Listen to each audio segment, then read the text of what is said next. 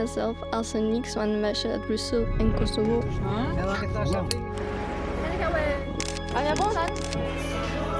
Ik ben creatief en ik vind het leuk om dingen te doen uit mijn comfortzone. Ik zie mezelf als iemand die heel creatief is, heel behulpzaam is, er altijd klaar staat voor mensen wanneer ze me nodig hebben.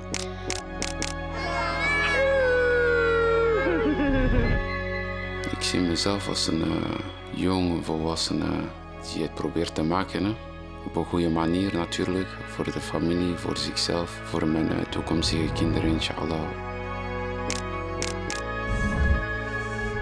Ik zie mezelf als een half Brusselse en half Roemeens. Ook al ben ik 100% Roemeens en ik ben daar geboren, voel ik me toch zo, omdat ik ben ook in Brussel opgegroeid.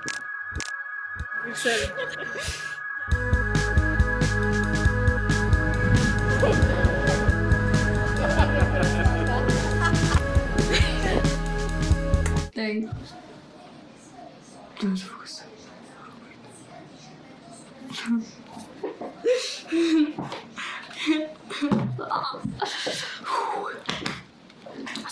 Sorcière. Bon. Dus. Ach, ik kan niks zien. Oké. Oh. Washi tape. Washi tape. Is niks gevallen. Let's begin.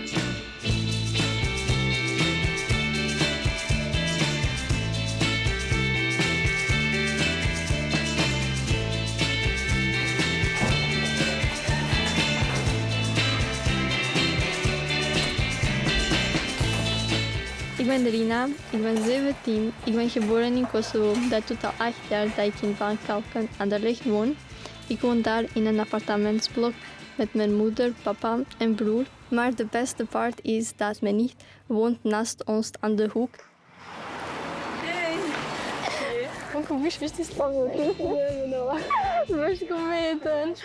Sinds wij hier zijn en de helft van onze familie in Kosovo is, het doet goed voelen om te weten dat je hebt iemand van je familie om zo bij hun te gaan wanneer je wilt.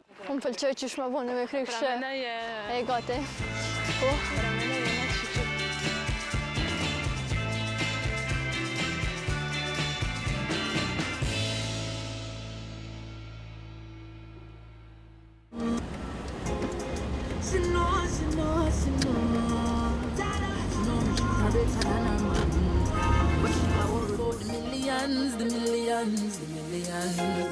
You love me for true, but certain things in life I say I want to do. Hey, so you say me need to understand that you are made for a money man, but if you can't love me now, don't love me. Ik vind mijn uiterlijk heel belangrijk, want dat is hoe dat je voorkomt voor de mensen. Ik ben ook niet altijd de magerste geweest, nu nog altijd niet. Waardoor dat je soms dingen moet zoeken wat goed bij je past, zodat je je beter laat voelen in je vel.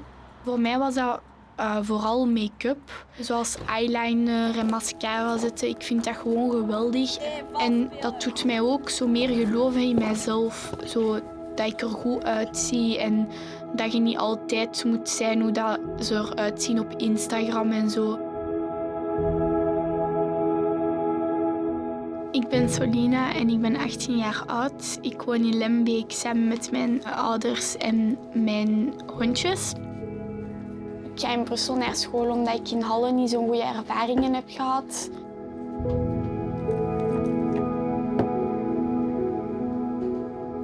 Op sommige scholen, waaronder mijn school ook, kun je niet altijd zijn wie dat je bent. Omdat er bepaalde regels zijn die je moet volgen. Geen piercings dragen, geen tattoos, geen haarkleur die opvalt. Gewoon neutraal. Ik ben eigenlijk vroeger al vaak naar huis gestuurd geweest, omdat ik iets aan had dat niet mocht eigenlijk.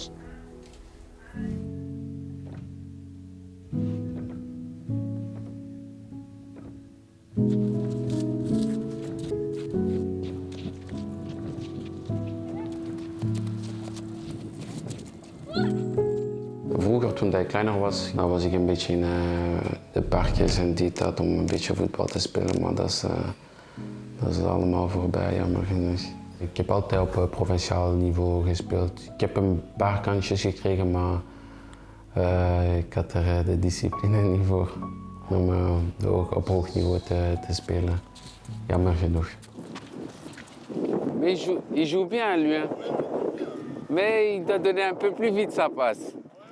Mijn moeder die woont in Schaarbeek. Ik heb ze daar achtergelaten, zo te zeggen. Dus nu ben ik daar niet zoveel meer. Maar het blijft mijn kaartje. Ik heb 2 broers en 1 zusje. En die zijn allemaal kleiner dan mij. Dus ik ben de big boy. My mama know about the business. My mama the plug though. She know about the business. Mijn moeder is alleen voor 3 kinderen. Zoals we zeggen, de paradijs is onder de voeten van onze moeder. Hè. Dus wie zich goed gedraagt met zijn moeder is rijk, geblest. Mijn naam is Jorg, ik ben 22 jaar oud. Ik woon in Dilbeek.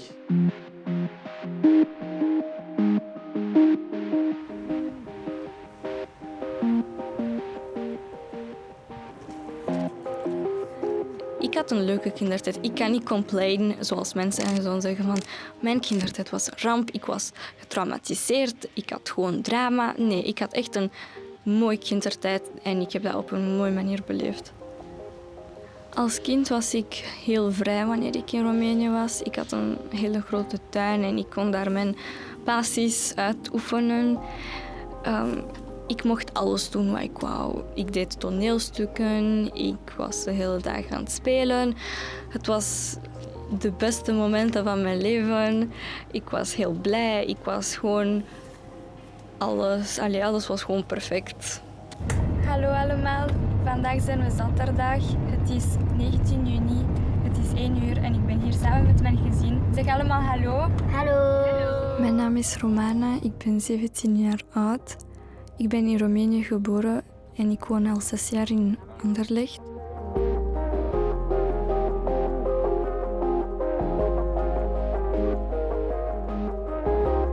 Mijn kindertijd in Kosovo was heel leuk. Ik zou er niks van veranderen. Elke keer dat ik denk daaraan, ik denk alleen maar ik die was aan het spelen met met nichten en neven of met vriendinnen. En ik als een kind, ik was altijd verlegen en ik praatte nooit. En elke keer dat we gingen zo bij nieuwe mensen, elke keer er moest een van de grote mensen mij komen halen in de kamer met de kinderen doen en zeggen: dit is Rina, zij is gekomen, speel met haar. Ik denk, ik ben zo geboren en ik denk dat gaat altijd zo blijven. Wanneer ik 9 jaar was, ik leefde nog in Kosovo met mijn moeder en mijn opa. Mijn oma was net 2 jaar geleden doodgegaan. Mijn papa en broer woonden al in België 2 jaar. Ze hebben besloten, sinds het beter voor mij is en voor de hele familie, om naar België te komen. Dat was heel moeilijk, ik denk voor de hele familie, maar we zijn het gewoon nu. Maar ik mis wel soms Kosovo, maar ik probeer aan te denken dat er zijn mensen die letterlijk alles zouden geven om hier te komen. Ik heb deze kansen en ik moet daarvan profiteren en ik probeer dat te doen. Dus ik ben ook heel, heel dankbaar. Kurdjazakı. Annesi mi? Sallay. Tu aș ști fel? Ce din? Am putea morda. Am putea me pidui. Ce met bu? Ce mă? Tu dit că tu știi să nas că tu să chestia net cheia. Tu ce tam. Baba. Alo.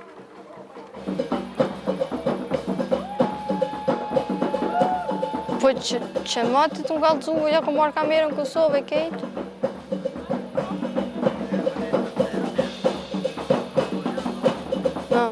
Ma njëjtë. Kina me ke histori, që s'u ngallëzu e krejtë, a qësoj ku ngallëzu? E ku marrë një kamerë me vete. Ateş veya kanisalı televizyon. Po le, hajde kështu më po qashtu. Pse po du me paragimet e tua, po du me ta pa fytyrën e krejt. Haydi. Ik ben thuis en het is 11:25 en ik praat met Erlita omdat we gaan de film Crazy Rich Asians kijken. Dus Erlita, say hi. De film. I've been dating for over a year now, and I think it's about time people met my beautiful girlfriend.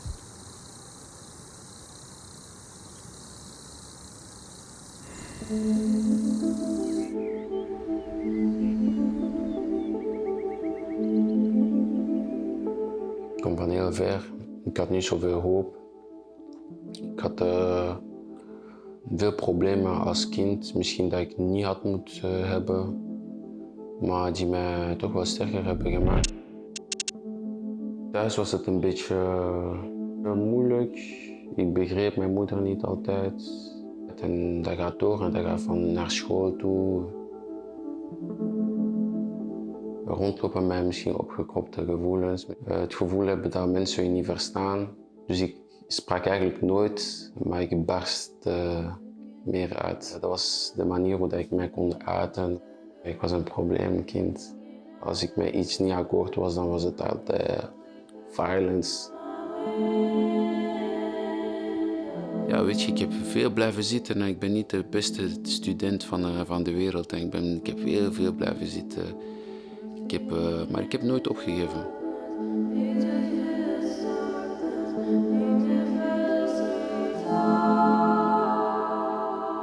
Ik wist van, ik moet mijn moeder blij maken. Ik moet er zijn voor mijn kleine broers en zussen. C'était bien? Tu veux encore? Als ik het niet doe, wie gaat het anders doen? Dat is mijn motto in het leven zo.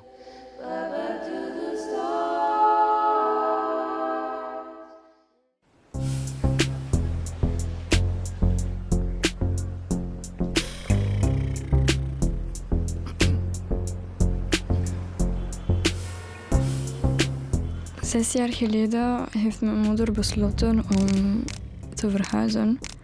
Ze wou een betere toekomst aan mij en mijn broer geven, omdat in Roemenië weinig kansen zijn. Dus hebben mijn ouders gewoon besloten dat het beste voor mij zou zijn en voor mijn broer dat wij gewoon hier komen. Bye bye Bruxelles Sud, je reviendrai dans 100 millions d'années. Besoin de solitude. De eerste jaren waren wel moeilijk. Ik kon de taal niet zo goed, ik kon mezelf niet uitdrukken in woorden. Ik had het ook zo moeilijk met school. Maar na een tijd is dat allemaal goed gekomen. Ik denk een ding dat me echt heeft geholpen was het lezen van boeken. Ik heb veel nieuwe dingen beginnen doen dat ik in Roemenië normaal gezien nooit zou doen. Ik zou nooit een boek in Roemeens leren. Maar in het Nederlands voelde het zo anders. En ik deed dat ook graag en nu nog steeds.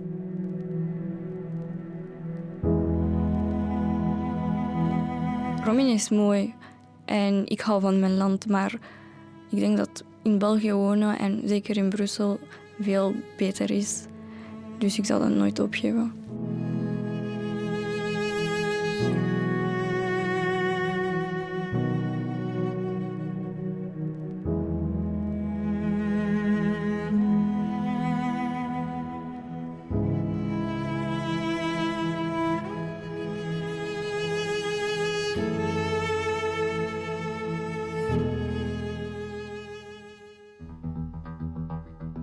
Hoe komt dat je dat normaal vindt of abnormaal vindt dat er een zwarte naast je loopt of naast je op de bus komt? Vandaag ga ik jullie een speciaal plekje in mijn leven tonen. Ik heb een moeilijke jeugd gehad, vooral sinds dat mijn opa is gestorven. We gaan vertrekken naar Roemenië.